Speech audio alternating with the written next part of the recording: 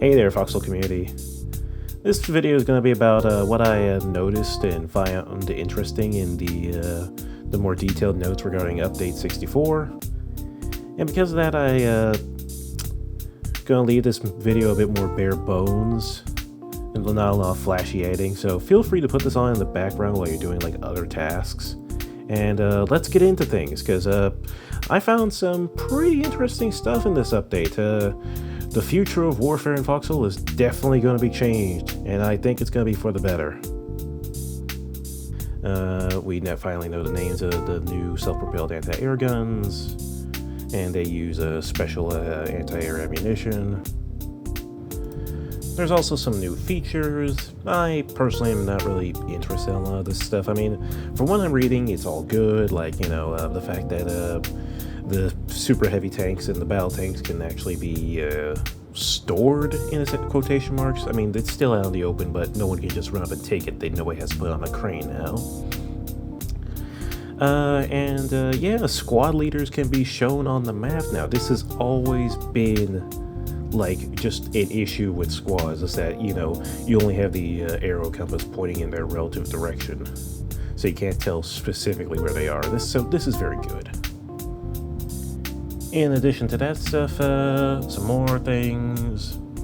Still, again, some technical stuff, or just stuff that I'm not really interested in, but damaged vehicles can now be submitted to stockpiles.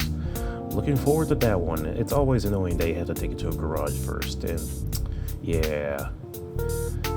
And the hit I'm supposed to gotta wind it back here. The hit registration algorithm has been expanded to aircraft. Why the heck wasn't that there before, DevMan? Jeez. Anyways, moving on. Melee weapons no longer interrupt the player's sprint when performing a quick attack. Yes! Yes! Yes! Melee is back, baby! Let's go!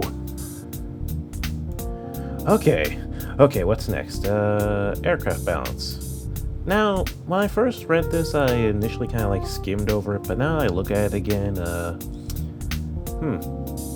changes are interesting. I like what I'm seeing. You know, the Delis, the current Colonial Scout plane, is getting buffed. Got overall flight time is increased by roughly 10-ish%, so...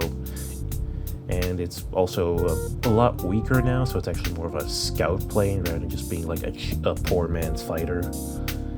And of course it's being balanced with the new, not Colonial, the Warden counterpart.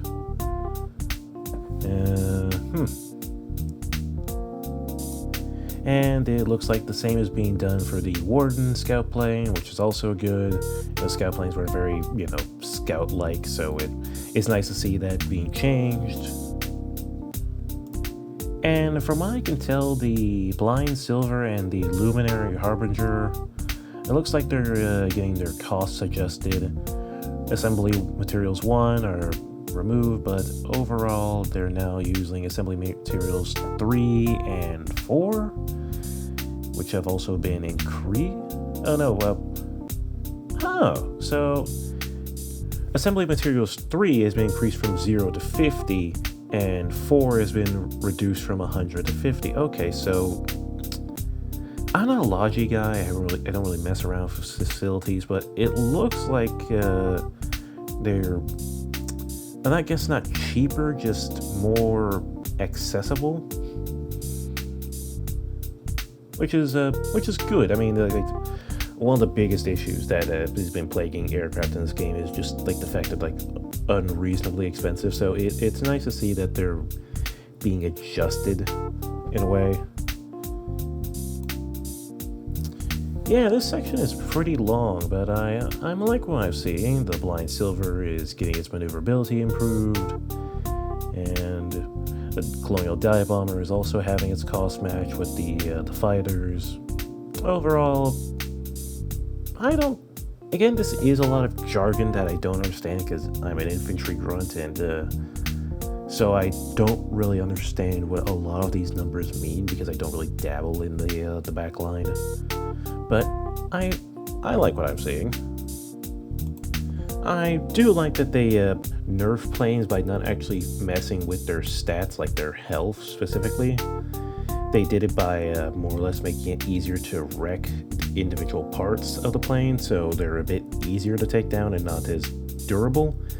Because that was the big issue with the plane, is that all of its health was kind of like not really pooled collectively like it is with a tank. It was kind of like spread out amongst the various parts of the plane, so it was really difficult to take down unless you like shot it consistently in the same area. So now they should be easier to shoot down.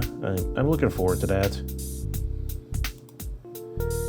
And let's see here. In addition to the plane balance, we have ship balance. Let's see. Crush depth of the Trident increased from 20 to 25 meters. Blah blah blah blah. The Black Steel has its health increased. Oh, but the Conqueror also has its health increased. But and it's not the stats. I'm just getting caught up on the fact that like I'm just weirded out by the existence of the Black Steel because, again, another tangent here. It's classified as a light frigate. Which, if you do like some basic research about like ship classification and the way the Black Steel just functions in Foxhole, that makes absolutely zero sense. Like a frigate isn't really a combat vessel in the conventional sort. That's the role of the destroyer. And the fact that a Black Steel is a light frigate, it doesn't make sense that it's able to go toe to toe with a Conqueror and potentially win. I mean, but. That's just me getting stuck up on classifications and the fact that the devs don't know what they're talking about. Same case with the heavy bomber rant I had. I'll stop. Anyways, moving on. Titan health increased to match the Callahan. And why wasn't this done sooner? I mean, this is why people say the devs are biased, because you look at stuff like this and you wonder, there's gotta be some reason for this. Like, why was the Titan always the weaker battleship of the two? Why was it weaker than the Callahan? It just... And crazy enough, why wasn't this fixed sooner? I mean, come on. Okay. The Charon forward turret, I guess the mortar in the front is, it can now rotate 360 degrees. Okay.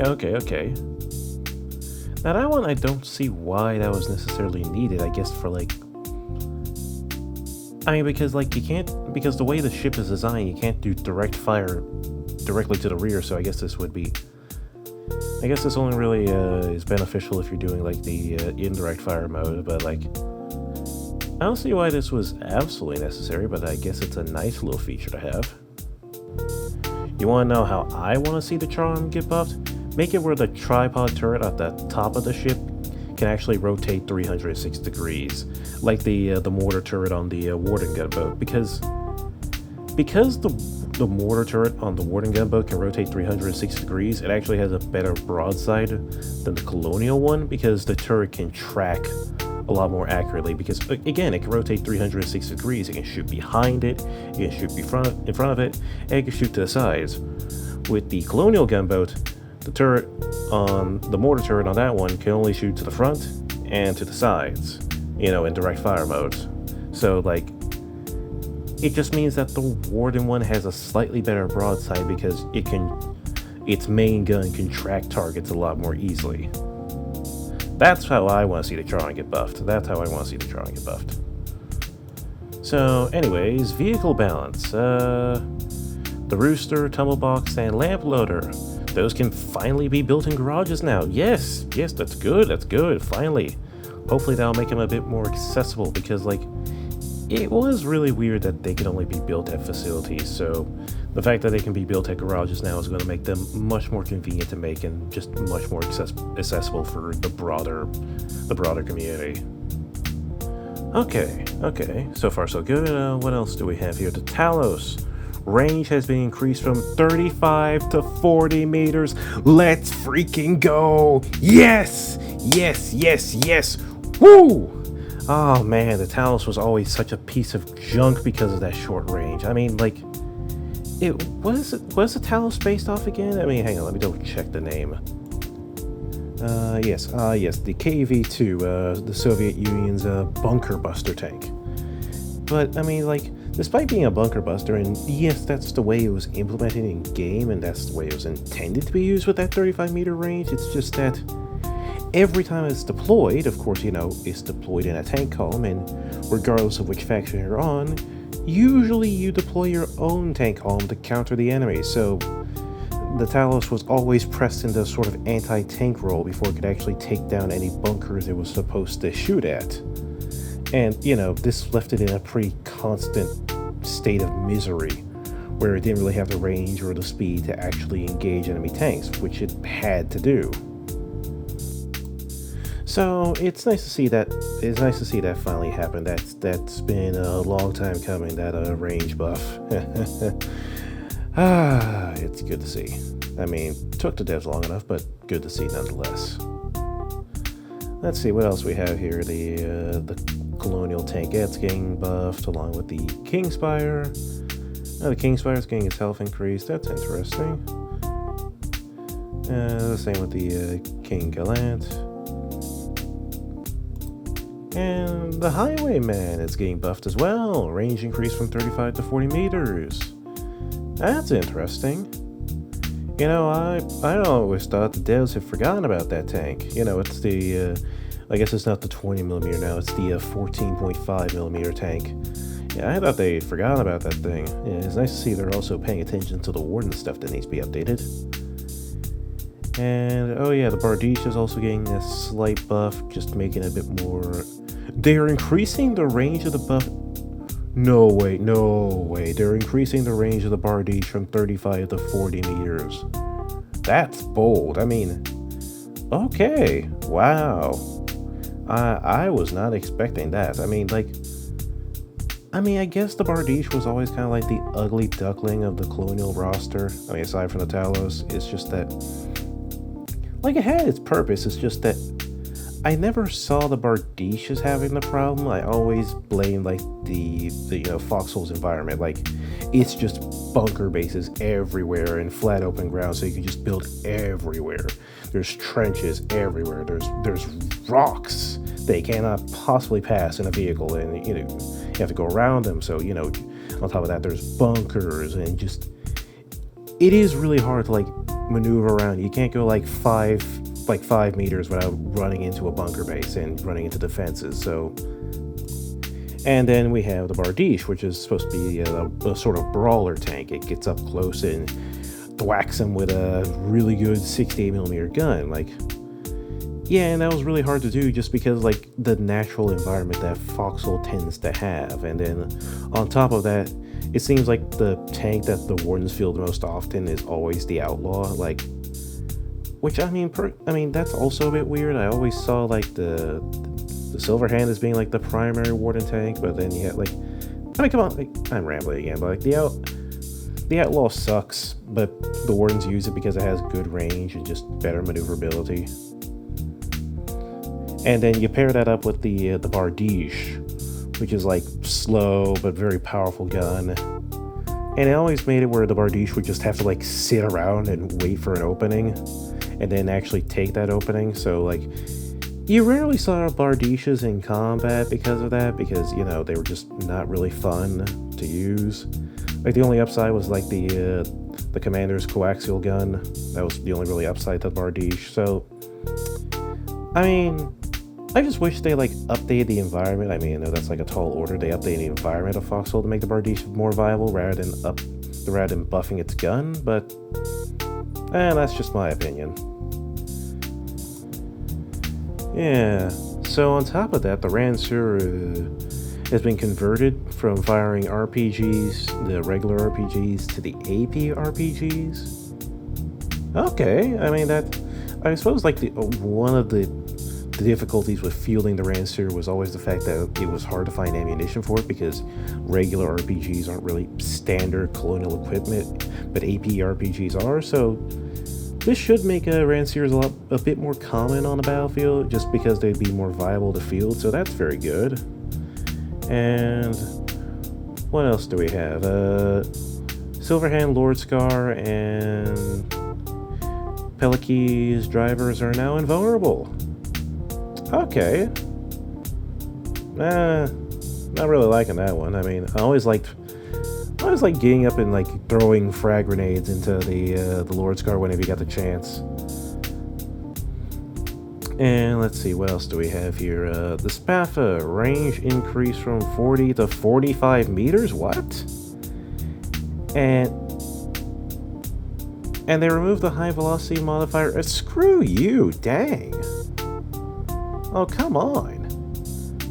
So now it's just our own version of the Outlaw. That boo. No, I don't like that. I don't like that at all. Boo. No. Like the Spaffa was special because like the high velocity modifier, because you know, it was cheap, reliable, and did good damage. It was a nice all-rounder. Now it's just like a bland version of the Outlaw. Come on, boy. No. Boo. I don't like that. Change it back. So, like, I mean, I suppose if y'all don't mind me getting caught on this, like, that's gonna massively affect the balance of, like, tank combat now, because... What? I mean, like, why? I mean, wasn't the whole point of the Spaffa to be, like, the colonial equivalent of, like, the Silverhand? Like, why not just buff the Silverhand so, like, its 40mm gun has, like, a high velocity modifier so it does slightly better damage, or, you know, increase the range of its gun? Why reduce the damage of the Spaffa but increase its range? Why not increase the range of the Silverhand's 68? Why not do that? Yeah, I don't like it. I don't like this at all. Like, now the Spaffa isn't special anymore, and neither is the Outlaw. Like, I mean, as much... I know I was giving the Outlaw flack earlier for just kind of being bad, because, like, I mean, I don't really like the fact that it just has abysmal armor. I mean, I guess it makes sense, but, like, it just doesn't really work within the environment of Foxhole. I mean, that's why I say the environment needs an update. So that way a lot of vehicles can get buffed. But it's just like, now the Outlaw isn't special anymore. I mean, like, they already kind of like did it dirty when they added the Nemesis and gave us a 45-meter range vehicle with a... They also had a 68mm gun. And it's fast too, so like, you know, the Outlaw just got showed up in a lot of ways. And now we're just doing it dirty again by making the Spaffa the colonial equivalent of the Outlaw. Like, no, give the gun back its high velocity modifier. No.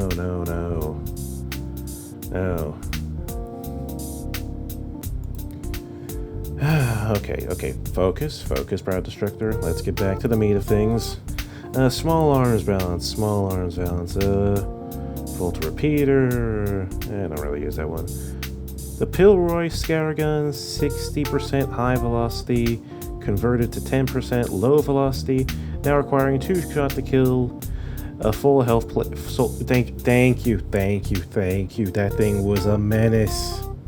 Like, the fact that you could have that on top of like a primary rifle, and you could just whip that out every time like you got relatively close to the enemy and just walk up and just bang, you're dead. Like, oh, it's over. The nightmare is finally over. Oh, thank you. Whew. And it looks like the Booker Storm Rifle is getting its ammunition capacity increased from 38 to 36. Huh?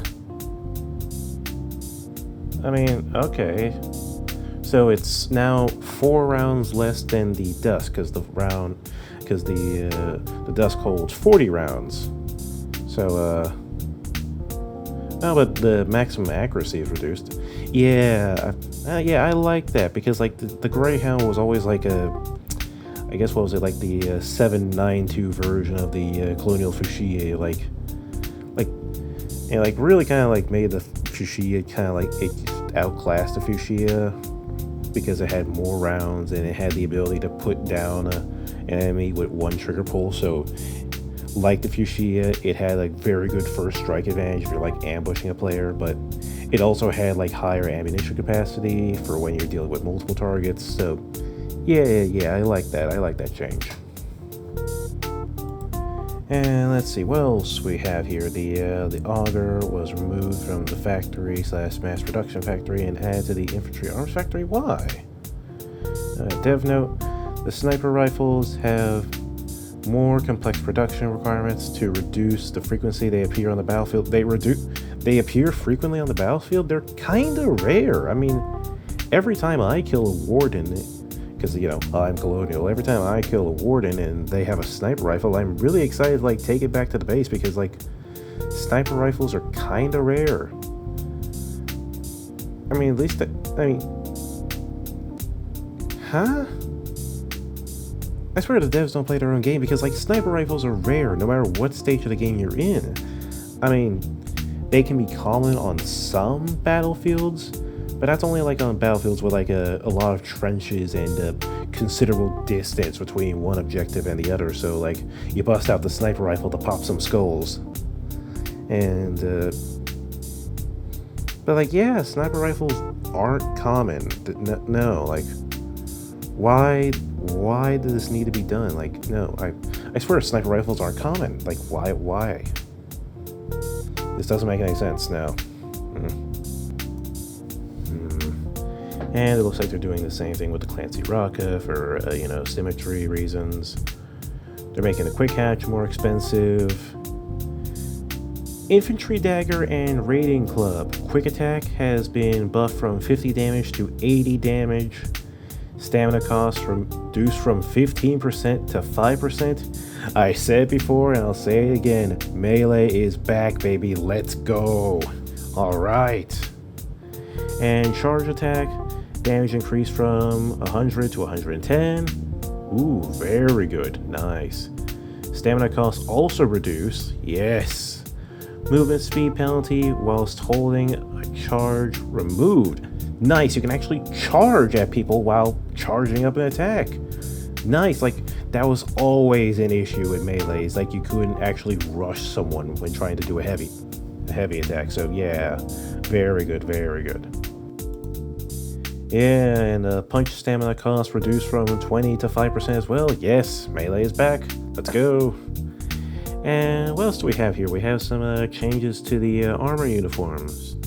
So the first one listed is the Warden Gunner's Breastplate. Now allows stacking light kinetic ammo. That's gonna be interesting. So like it can stack rifle ammunition now, basically. Okay. Light kinetic damage mitigation increased from 50 to 80%. Holy cow! 80%. It's like, that's wow. So normally it takes 2 shots from a rifle to down someone. So that would mean if the damage reduction was already at 50%, then that means it took 4 shots to down someone wearing the gunner's breastplate. So now it's at 80, so that's So if rifle ammunition does, well, 50 damage to a player and 20% of 50 is 10, then that means in order to get to 100, you need to shoot someone wearing a gunner's breastplate 10 times? Holy moly, what? Wow. Oh, so you're just Iron Man in this thing. Dang. I mean, like, what? That's insane.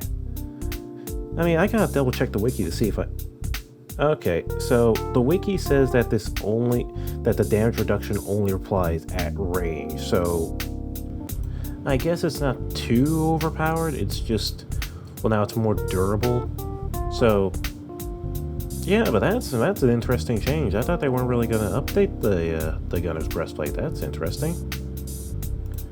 So yeah, in addition to the gunner's breastplate, the Colonial Valyrian flag vest is also getting buffed. Now it too also stacks light kinetic ammunition, so it also stacks rifle ammunition now too. And light kinetic damage mitigation has been increased from 33 to 55%. So, wait, so, Oh, so that was actually on par with how the gunner's breastplate was prior to these updates. Okay, good. Nice, nice.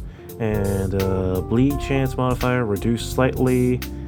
Chance to bleed reduced. Oh yeah, chance to bleed has been reduced. Even more so? Like that was kind of like the main factional difference between the Valyrian Flak Vest and Gunner's Breastplate. I mean, the Flak Vest was a bit more effective against grenades, which was weird because only the Colonials have a grenade with the fragmentation effect. So it's like really weird. And so like it's nice to see that it's been buffed, so it's actually protects the user. So now we actually get a like heavy infantry now.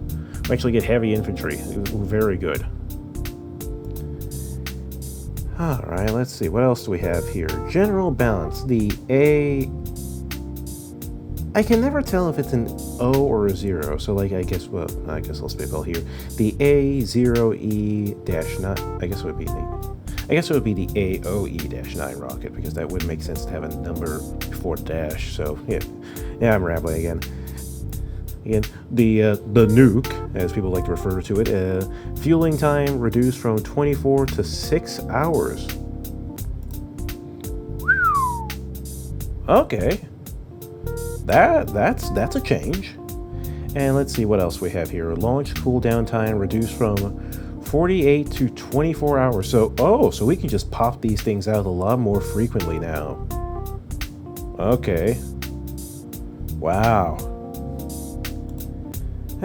Well, I guess this was a needed change. Like, during very high population wars, during like the very big updates, stalemates would be very common, even into like the late war. So the ability to break those stalemates a bit more easier now.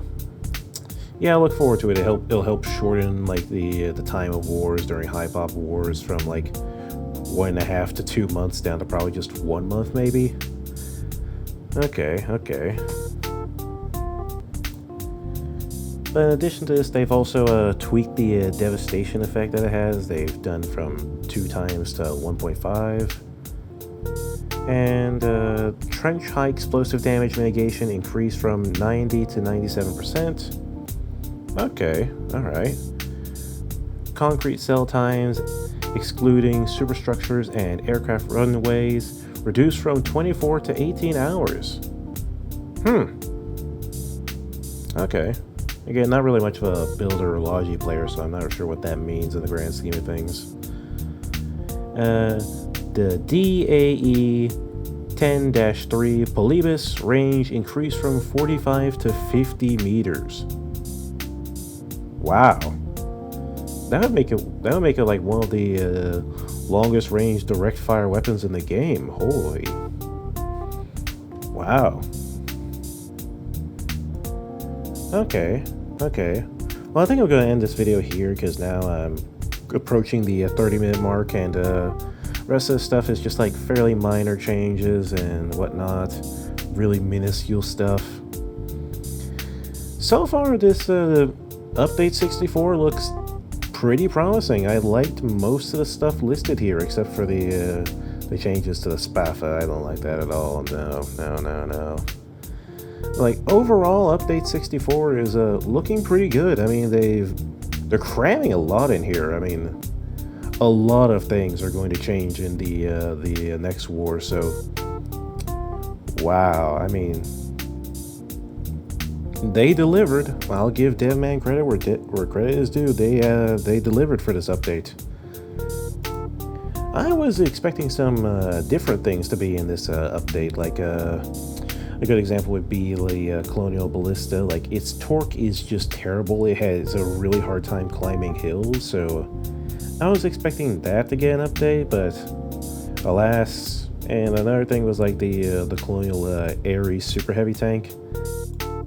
It suffers from the same problem the Titan used to suffer from, where it's just like the worst version of the Warden thing. Like, the Predator is just so much better in every way. And I guess like another thing would be like the Colonial Auto Rifle, the Katina. I was hoping it would get like eventually get buffed to have like 12 rounds, or maybe like 14. So it's kind of like the This way the Sampo and the Katina are kind of like the auto rifle versions of the Dusk and the Alto Storm rifle. That and the, what was it, the Clancy Cinder, you know, the Warden Long Rifle. It's just the worst version of the Loudcaster. I mean, like, come on.